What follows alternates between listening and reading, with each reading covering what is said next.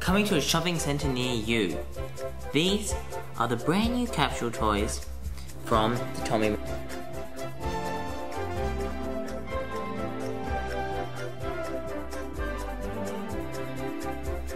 These toys are quite different to the wind-ups because apart from the fact they are much smaller and they are packed with details. But the main difference is that these engines have rollers for wheels, and the wheels don't actually turn themselves. We can see this here. We can see here it rolls very easily along the ground, but has no track system and no couplings, and there are no trucks in this range. Here we can see the difference in size between the wind-up Gacha toys and the push-along. And here we can see the difference between the capsules. These capsules are much larger and have a clear plastic wrapping, as shown in the video, that keeps all the parts together. These capsules, on the other hand, are an entirely different. As we can see here, the capsules come in all different colours. The way this works is the engines are wrapped in small blue plastic bags. These are non-see-through, so you don't actually know which engine you are getting. Except that different engines have different colours. For example, Elizabeth has a pink one. Percy has a green one. And Harvey has a red one. Thomas's, on the other hand, is a slight, very different mix, as we can see here. From Percy's green to Thomas's green, which is sort of a bit of a greeny blue, which is quite hard to see in the difference in this, and the blue. As with the Tommy wind-ups, Thomas is extremely hard to find.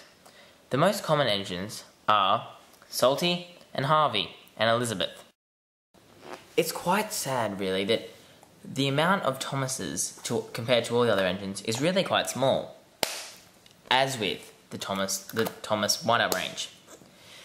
This is actually sort of surprising, especially as there are actually two different sorts of Thomas, which is why it is really quite sad that they're trying to rip us. There are two so-called editions of these sets.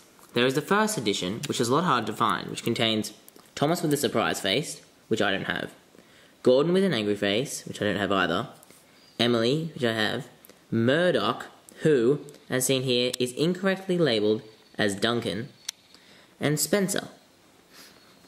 In the second edition, which is much easier to find, is Thomas with a happy face, Salty, Percy, Harvey, and Elizabeth. The interesting things with these series is the fact that they've produced engines like Murdoch, and engines like Salty and Harvey and Elizabeth, who, compared to other engines from the Steam team, like Toby, Edward, and Henry, and James, are featured in a lot more episodes. So we really have no clue as to why they made such odd engines, and why in the first edition they have Thomas with a surprise face, yet with just a normal smiling face in the second edition. And now we have a look at the engines I've managed to collect. Here we can see a close-up of Thomas.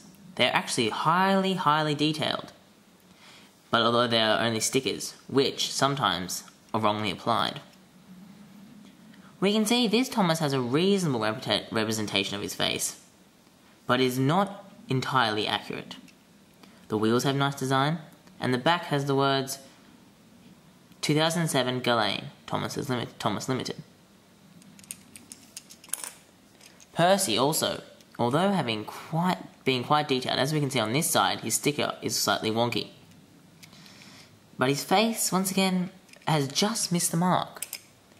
On the other hand, we have engines like Emily's, who, once again, you can see this cab sticker is wonkily applied, but you can't take them off, because otherwise they just rip. Emily has quite a nice representation, although with the larger engines, apart from Thomas and Percy, their wheels are just sort of circles, and their tenders, you can see, are sort of squashed into the back of them, making them look a bit odd, but Emily has a perfect representation of her face. Spencer also, once again, the tender's squished, and he actually has too many driving wheels, but once again has a very realistic face that resembles the one on the Wind-Up's Japan range. Then there's Elizabeth, who for some reason seems to be absent of a sticker on her cab, although all of them are like this. Harvey, with a crane that has very small amount of movement. And Salty. These new Thomas toys are reminiscent of an old set of Thomas toys which I managed to pick up from a set of lollies. As we can see here, this is where it's been broken off the small lolly container. You see, the Thomases are quite close. The old one's actually larger and has a slightly better face. Apart from that, they're quite similar, as with the Percy. Once again, having a slightly nicer face, although lacking eyebrows.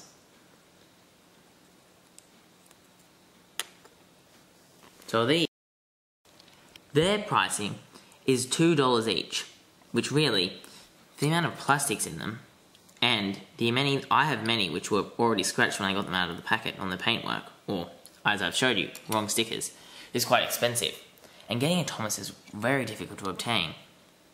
So, although these look really cute, with a lack of couplings, and, of course, a lack of any type of motorization, and then these rollers, which really don't roll very well, I have to say, the wind-up range is more satisfying as a toy. But these do really look quite good on your shelf, or just have lying around, in case you just need some micro Thomas. But, as I'll show in my next product review, these, despite how small they are, and they're actually slightly smaller than the Pez Thomases, aren't the smallest Thomases. So look, a comparison of sizes.